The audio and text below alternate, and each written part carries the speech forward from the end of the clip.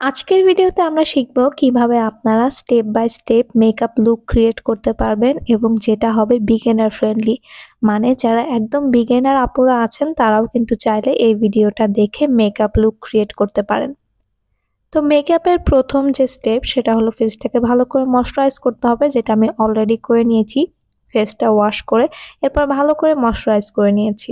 এখন আমার ফেসে যে জায়গায় ডার্ক সার্কেল বা ডার্ক স্পট আছে সেগুলোকে হাইড করার জন্য আমি এখানে একটা রেড কালার কারেক্টর নিয়েছি। দেন আমার যে জায়গাগুলোতে মনে হয়েছে কারেক্ট করা দরকার সেই জায়গায় কারেক্ট করে নিয়ে একটা ড্যাম্প বিউটি ব্লেন্ডারের সাহায্যে খুব ভালো করে ব্লেন্ড করে নিয়েছি।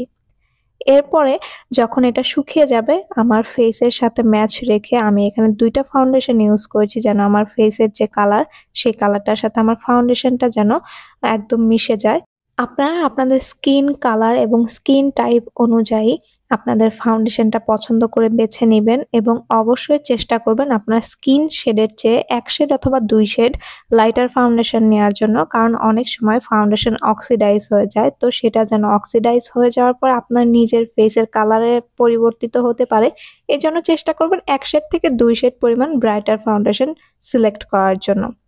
তো আমি আমার ফেসে ফাউন্ডেশন দিয়ে নিয়েছি। এখন যেটা করছি, আমার আইব্রোটাকে সুন্দর করে আর্ট করে নিচ্ছি। আমার আইব্রোটা একদম আনপ্লাগড, আর যেহেতু একটু থিক আইব্রো এবং ২টা আইব্রো ২ রকম, তাই আমি আমার আইব্রো শেপটাকে ঠিক রেখেই তারপরে একটা আইব্রো পেন্সিল দিয়ে সুন্দর করে শেপ দিয়ে নিচ্ছি। এরপরে আমি আমার ফেসটাকে একটু হাইলাইট করার জন্য এখানে এলেগাল প্রোর একটা হাইলাইটিং কনসিলার ইউজ করছি। প্রথমে কনসিলারটা আমি একটা আলাদা জায়গায় নিয়ে এরপর এটাকে ইমালসিফাই করে দেন আমি আমার যে জায়গায় হাইলাইট করা দরকার সেই জায়গাগুলোতে হাইলাইট করে নিচ্ছি এবং সেই সাথে আমার আইব্রোটাকেও কিছুটা পরিমাণ শার্প দেখানোর জন্য হালকা করে একটু আইব্রোটাকে শেপ দিয়ে নিয়েছি সেম হাইলাইটারিং যে কনসিলারটা আছে সেটা দিয়ে। এখানে আমি ইয়েলো কালারের যে কনসিলারটা আছে এগার প্রোর সেটা ইউজ করেছি। আপনারা আপনাদের স্কিন টাইপ এবং সেই সাথে স্কিন কালার অনুযায়ী যে কোনো কনসিলার আপনারা এখানে ব্যবহার করতে পারেন। এছাড়াও আপনাদের যদি কোনো ফাউন্ডেশন থাকে যেটা আপনাদের স্কিনের চেয়ে কিছুটা পরিমাণ ব্রাইট হয়ে গিয়েছে, সেটা দিয়েও কিন্তু চাইলে আপনারা হাইলাইট করতে পারেন আপনাদের ফেসটাকে। এরপর এখানে আমি এলেগাল প্রোরই একটা ডার্ক যে কনসিলার আছে সেটা দিয়ে এখানে হচ্ছে আমি কালার কারেক্টিং বলছি, কন্টুরিং করে নিচ্ছি। আপনারা কিন্তু চাইলে পাউডার কন্টুরিংও করতে পারেন, তবে যদি পাউডার কন্টুরিং করেন সেটা কিন্তু আরো পরে করতে হবে, এখন না। এখন আমি এখানে আমার ফেসে একটা লিকুইড ব্লাশ দিয়ে ব্লাশান লাগিয়ে নিচ্ছি। যেমনটা বললাম, যদি পাউডার কন্টুরিং করেন বা যে কোনো পাউডার যদি আপনি আপনার ফেসে ব্যবহার করেন, তার আগে অবশ্যই লিকুইড যে প্রোডাক্টগুলো আছে যেমন লিকুইড ব্লাশান, ফাউন্ডেশন, কনসিলার বা লিকুইড হাইলাইটার, সেটা অবশ্যই আগে ব্যবহার করে নিতে হবে। ব্যবহার করার পরে ফেসটাকে সুন্দর করে পাউডার দিয়ে সেট করে নেবেন। পাউডার দিয়ে সেট করার পর এরপর চাইলে আপনি পাউডার যে ব্লাশান, কনসিলার, হাইলাইটার সেগুলো লাগাতে পারেন। পাউডার দেওয়ার পরে যদি কোনো লিকুইড কোনো কিছু আপনি আপনার ফেসে ইউজ করেন, সেটা কিন্তু আপনার মেকআপটাকে প্যাচি করে দিবে এবং ভালো করে ব্লেন্ড হবে না এবং দেখতে বেশ খারাপ লাগবে। তো আমি আমার ফেসটাকে কিন্তু অলরেডি একটা লুজ পাউডার দিয়ে সুন্দর করে সেট করে নিয়েছি। সেট করার পর এখানে আমি একটা সিম্পল একটা আই লুক করছি। আই লুক হচ্ছে একদম বেসিক একটা জিনিস, আপনি যেই রকম পারেন সেই রকম আই লুক ক্রিয়েট করবেন আপনার ফেসের সাথে ম্যাচ করে। এখানে আমি একটা ট্রানজিশন কালার দিয়ে নিয়েছি, এরপরে আউটার ভিতে একটু ডার্ক কালার দিয়ে নিয়েছি এবং ভেতরের দিকে এই যে দেখতে পাচ্ছেন একটু পার্পল কালার বা মভ কালার বলতে পারেন, এটা দিয়ে ক্রিজ থেকে একদম আউটার ভি পর্যন্ত বেশ সুন্দর করে ব্লেন্ড করে দিচ্ছি।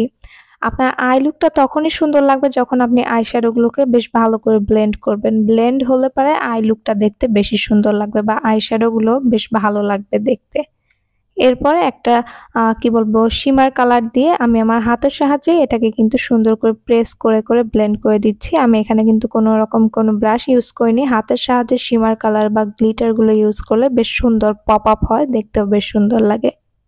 এরপরে এখানে হচ্ছে আমি আমার ওয়াটার ল্যাশে লাইনে যে হচ্ছে কাজল ব্যবহার করে নিচ্ছি এবং আপার ল্যাশ লাইনেও কিন্তু কাজল ব্যবহার করে নিচ্ছি।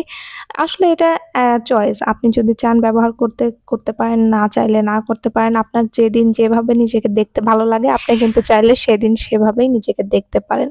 আসলে বেসিক বিগিনার্স যে মেকআপটা হয় সেটা হচ্ছে ফাউন্ডেশন বা কনসিলারের উপরে নির্ভর করে। এরপরে যখন আপনি আপনার ফেসটাকে সেট করে ফেলবেন, তারপর আপনি নিজেকে কিভাবে দেখতে চাচ্ছেন সেটা কিন্তু সবচেয়ে বেশি ম্যাটার করে। এমন না যে আমি এটা করছি বা এটা দিচ্ছি বিধায় আপনাকেও দিতে হবে। আপনি কিন্তু চাইলে সেম জিনিসগুলো অন্যান্য কালার বা অন্যান্য জিনিস দিয়েও কিন্তু ব্যবহার করতে পারেন। তো কথা বলতে বলতে কিন্তু আমার আই লুকটা অলমোস্ট কমপ্লিট হয়ে গিয়েছে। আমি আই শ্যাডো দিয়েছি, এরপরে হচ্ছে চোখে লাইনার লাগিয়ে নিয়েছি, তারপরে আই লাভ এক্সট্রিমের যে মাস্কারাটা আছে সেটা দিয়ে নিয়েছি। এরপরে এখন আমার মনে হচ্ছে যে না, একটু পাউডার ব্লাশন দেওয়া দরকার, পাউডার ব্লাশন দিয়ে দিচ্ছি। এরপর আমি আমার লিপটাকে এখানে লাইন করে নিচ্ছি। এখানে আমি লিপ লাইন করি অলমোস্ট 2010-11 সাল থেকে। এখন হয়তো লিপ লাইনিংটা ট্রেন্ডে এসেছে, বাট আমি এটা অনেক আগে থেকে করি। নয়তো দেখা যায় যে আমার মতো যারা ডাস্কি স্কিন টোন আছেন তাদের কিন্তু সব লিপস্টিকেই কিন্তু ভালো লাগে না দেখতে। তো লিপ লাইন করার পর আমি এখানে একটা নুড লিপস্টিক লাগিয়ে নিয়েছি। এরপরে একটু হাইলাইটার দিয়ে দিচ্ছি। হাইলাইটার দিয়ে আমি আমার মেকআপ লুকটাকে এখানে কমপ্লিট করে ফেলবো। আপনারা কিন্তু চাইলে আপনাদের যে রং পছন্দ সেই রঙেরই কিন্তু লিপস্টিক ব্যবহার করতে পারেন। It's up to totally you. তো that's it for today's video. আশা করছি আজকের ভিডিওটা আপনাদের ভালো লেগেছে। যদি ভালো লাগে অবশ্যই লাইক, কমেন্ট, শেয়ার এবং সেই সাথে কিন্তু আমার চ্যানেলটাকে সাবস্ক্রাইব করতে ভুলবেন না।